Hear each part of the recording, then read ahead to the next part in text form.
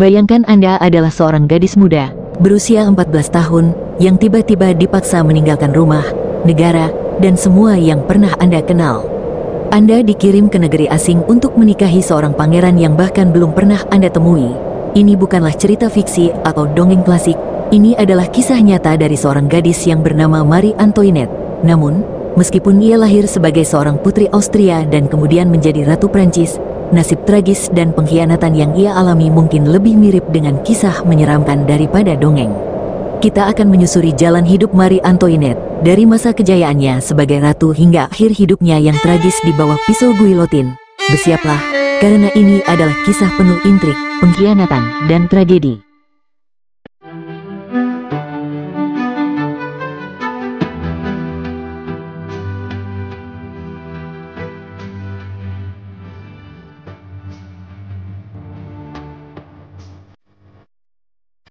Marie Antoinette lahir pada tanggal 2 November tahun 1755 di Wina, Austria.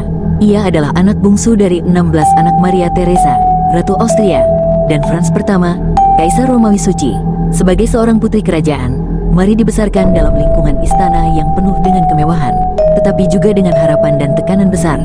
Dari usia yang sangat muda, Marie dipersiapkan untuk kehidupan politik dengan pelajaran etika, bahasa, dan budaya yang ketat. Pada usia 14 tahun, Marie menikah dengan Louis Auguste, Dauphin Prancis, yang kemudian menjadi Raja Louis ke-16. Pernikahan ini bukanlah tentang cinta atau kebahagiaan, melainkan tentang politik. Pernikahan ini diatur untuk memperkuat aliansi antara Austria dan Prancis, dua negara yang sebelumnya berperang tetapi kini mencari perdamaian. Bagi Marie, ini adalah awal dari kehidupan barunya di Prancis, sebuah negeri yang ia kenal hanya dari cerita-cerita. Namun, saat Marie tiba di Prancis, ia segera menyadari bahwa hidupnya tidak akan mudah. Meskipun ia adalah seorang putri yang cantik dan penuh pesona, Marie tidak disambut dengan hangat oleh rakyat Prancis. Ia dianggap sebagai orang asing, dan banyak yang melihatnya dengan curiga. Apalagi, kehidupan istana Versailles dengan segala kemewahannya jauh berbeda dari kehidupan istana di Wina yang lebih sederhana. Istana Versailles, simbol kemewahan dan kekuasaan Prancis, menjadi rumah baru Marie Antoinette. Di sini, ia dikelilingi oleh kemewahan yang luar biasa, dengan perhiasan, gaun-gaun mewah, dan pesta-pesta yang tak ada habisnya. Namun, di balik gemerlap kehidupan istana, Marie merasa terisolasi dan kesepian. Hubungannya dengan Louis ke-16 tidaklah harmonis. Louis adalah seorang pria pemalu dan canggung, sementara Marie adalah seorang gadis muda yang penuh semangat dan kehidupan. Untuk mengatasi kesepiannya, Marie mencari hiburan dalam bentuk pesta-pesta, permainan judi, dan mode. Ia menjadi ikon mode di Eropa. Dengan setiap gerakannya diawasi oleh publik dan menjadi tren di kalangan wanita Prancis.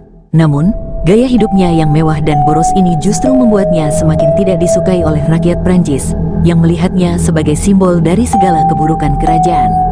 Ketika Prancis mengalami krisis ekonomi yang parah, Marie menjadi sasaran kemarahan rakyat. Ia dijuluki Madame Deficit karena kebiasaannya yang suka berbelanja dan menghabiskan uang negara. Padahal, masalah keuangan Prancis jauh lebih kompleks daripada sekadar gaya hidup mewah ratu. Namun, Marie menjadi kambing hitam yang sempurna bagi segala kesulitan yang dialami oleh rakyat Prancis. Pada tahun 1789, ketegangan di Prancis mencapai puncaknya. Revolusi Prancis dimulai dengan serbuan Bastille, sebuah penjara yang dianggap sebagai simbol tirani kerajaan. Ini adalah awal dari akhir bagi monarki Prancis, dan bagi Marie Antoinette, ini adalah awal dari mimpi buruk yang tak terhindarkan. Ketika revolusi semakin memanas, Marie dan keluarganya dipaksa meninggalkan istana Versailles dan pindah ke Tuileries di Paris. Di sana, mereka hidup di bawah pengawasan ketat rakyat revolusioner. Marie, yang dulu hidup dalam kemewahan dan kebebasan, kini hidup dalam ketakutan dan ketidakpastian. Ia tahu bahwa posisinya semakin terancam, dan bahwa revolusi ini tidak akan berhenti sampai darah bangsawan tumpah. Pada malam hari, di balik dinding-dinding istana, Marie merencanakan pelarian. Ia tahu bahwa jika mereka tetap tinggal, kematian adalah satu-satunya akhir yang mungkin. Pada tanggal 21 Juni tahun 1791, Marie dan keluarganya mencoba melarikan diri dari Paris menuju perbatasan Austria. Namun, pelarian ini gagal ketika mereka dikenali di Varennes, sebuah kota kecil di Prancis Timur. Mereka ditangkap dan dibawa kembali ke Paris, di mana nasib mereka sudah tak lagi bisa dihindari. Pengkhianatan bukan hanya datang dari rakyat, tetapi juga dari orang-orang di sekeliling Marie. Selama bertahun-tahun, Marie dikelilingi oleh intrik politik dan skandal di istana. Banyak yang iri padanya, dan banyak pula yang ingin melihatnya jatuh. Orang-orang yang pernah ia percayai mulai berbalik melawan dirinya. Bahkan, beberapa orang terdekatnya mulai bersekongkol dengan pihak revolusioner untuk menjatuhkan kerajaan. Marie dijebak dengan berbagai tuduhan palsu, dari pengkhianatan hingga perzinahan. Tuduhan-tuduhan ini digunakan oleh kaum revolusioner untuk membangun narasi bahwa Marie adalah musuh rakyat, seorang ratu yang tidak peduli pada penderitaan rakyat dan hanya memikirkan dirinya sendiri. Pada saat yang sama, Louis ke-16, yang seharusnya menjadi pelindung dan penopang Marie, juga tidak mampu membela dirinya sendiri. Apalagi istrinya, ia terlalu lemah dan ragu-ragu, tidak bisa membuat keputusan yang tegas untuk menyelamatkan keluarganya. Ini adalah saat di mana Marie benar-benar merasa dikhianati oleh semua orang di sekelilingnya. Pada tahun 1793, setelah eksekusi Louis ke-16, Marie Antoinette diadili oleh pengadilan revolusioner. Pengadilan ini tidak lebih dari sekadar formalitas untuk melegitimasi eksekusi yang sudah diputuskan. Marie dituduh dengan berbagai kejahatan, termasuk pengkhianatan terhadap negara dan berkomplot dengan musuh-musuh Prancis. Tuduhan-tuduhan ini, banyak diantaranya tanpa dasar, disebarkan untuk membenarkan kematiannya. Selama pengadilan, Marie menunjukkan keberanian yang luar biasa. Meskipun ia tahu bahwa nasibnya sudah ditentukan, ia tetap mempertahankan martabatnya dan menolak mengakui tuduhan yang dilontarkan padanya. Ia berbicara dengan tenang dan penuh keyakinan, menunjukkan bahwa meskipun tubuhnya terkurung, jiwanya tetap bebas. Pada tanggal 16 Oktober tahun 1793, Marie Antoinette digiring ke Place de la Révolution, tempat di mana guillotine telah menunggu.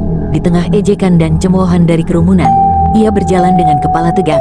Ketika ia naik ke atas platform, ia meminta maaf kepada Algojo karena tidak sengaja menginjak kakinya. Kata-kata terakhirnya adalah, "Maafkan saya, Tuan, saya tidak sengaja."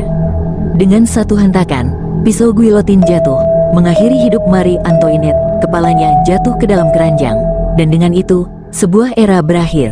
Namun, kematian Marie bukanlah akhir dari kisahnya. Sebaliknya, itu adalah awal dari legenda yang akan terus hidup dalam sejarah. Apa yang banyak orang tidak tahu adalah bahwa Marie Antoinette, yang sering dianggap sebagai simbol keburukan kerajaan, sebenarnya adalah salah satu korban terbesar dari pengkhianatan dan fitnah. Banyak tuduhan yang dilontarkan padanya, seperti hidup mewah di tengah penderitaan rakyat, sebenarnya adalah propaganda yang sengaja diciptakan untuk memperburuk citranya di mata publik. Marie Antoinette bukanlah orang yang tidak peduli pada rakyatnya. Faktanya, ada catatan yang menunjukkan bahwa ia seringkali mendonasikan uangnya untuk membantu orang-orang yang membutuhkan. Meskipun hal ini tidak banyak diketahui oleh publik, namun, sejarah ditulis oleh para pemenang, dan dalam hal ini, kaum revolusioner berhasil menciptakan citra yang sangat negatif tentang Marie.